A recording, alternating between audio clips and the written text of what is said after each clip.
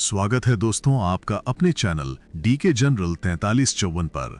यहाँ हम सुनाते हैं ऐसी सच्ची डरावनी कहानियां जिन्हें सुनकर आपकी रूह कांप जाएगी। लेकिन आज जो कहानी आप सुनने वाले हैं वो बाकी सबसे अलग है, क्योंकि ये एक ऐसी आप बीती है जिसमें हर रात कोई दरवाजे पर दस्तक देता है पर बाहर कोई नहीं होता है। सोचिए, अगर आप अकेले कमरे में हों और रात के 1:30 बजे कोई धीरे से दरवाजा खटखटाए तो क्या आप दरवाजा खोलेंगे? तो तैयार हो जाइए एक ऐसी सच्ची डरावनी कहानी सुनने के लिए जो खत्म होने के बाद भी आपके जहन में गूंजती रहेगी। और हाँ, अगर आप सच्चे हॉरर प्रेमी हैं तो अभी की अभी डीके जनरल 4354 चैनल को सब्सक्राइब करें, क्योंकि अगली बार जो कहानी आएगी वो शायद आपकी जिंदगी से मिलती जुलती हो।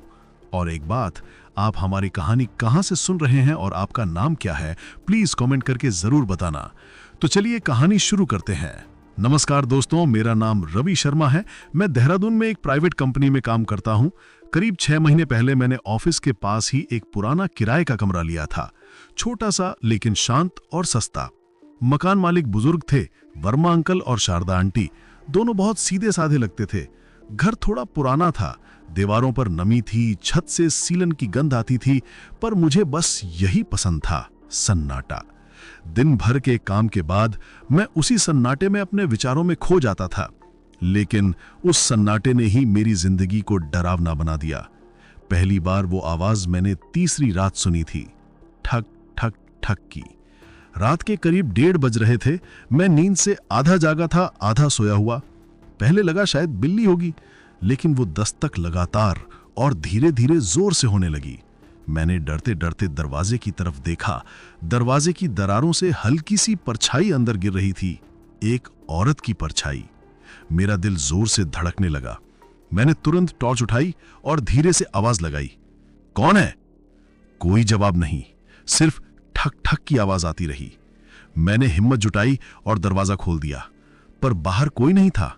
बस गलियारे के कोने में रखी वो पुरानी लाल बाल्टी हिल रही थी और हवा में एक तेज खुशबू तैर रही थी, चंदन और मिट्टी की मिलीजुली गंध की। मैंने दरवाजा बंद किया, पर नींद नहीं आई। मन में अजीब सी बेचैनी थी, क्योंकि वो गंध अगले दिन भी पूरे कमरे में थी। अगली रात सब कुछ सामान्य था। मैंने तय किया कि आज अगर कुछ हुआ तो रिकॉर्ड करूंगा।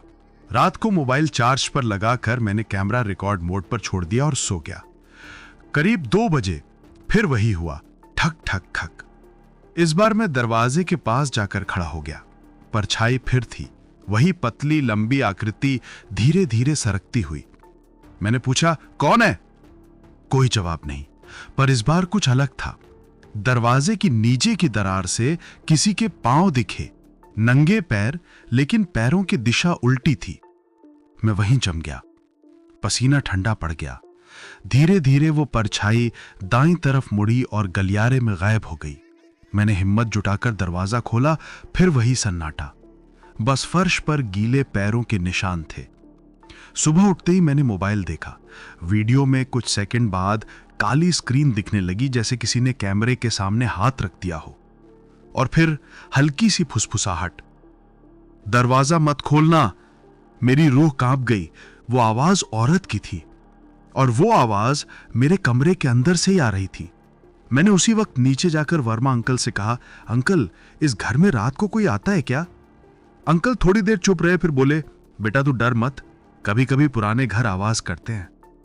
उनकी आवाज में कुछ छिपा हुआ था, जैसे वो सच जानते हों लेकिन बताना नहीं चाहते।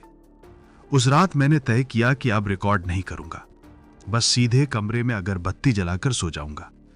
पर इस बार उसने मुझसे बात की।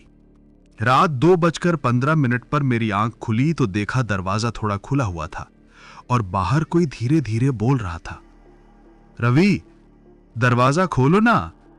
वो आवाज इतनी धीमी लेकिन दर्द भरी थी कि मेरा दिल कांप गया। मैंने आंखें बंद कर ली, लेकिन वो आवाज अब खिड़की के पास से आई, मैं ठंडी हूं, जरा अंदर आने दो।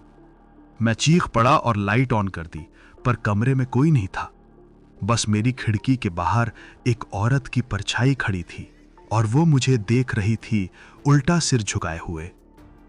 अगली सुबह मैंने तय किया कि अब यहां नहीं रह सकता, लेकिन जाने से पहले मैं वर्मा अंकल से मिला। मैंने सीधा पूछा, अंकल, उस कमरे में पहले कौन रहता था? उन्होंने थका हुआ सांस लिया और बोले, वो कमरा पहले हमारी बेटी का था। 5 साल पहले उसने वहीं अपने कमरे में फांसी लगा ली थी। मेरा पूरा शरीर सुन्न हो गया।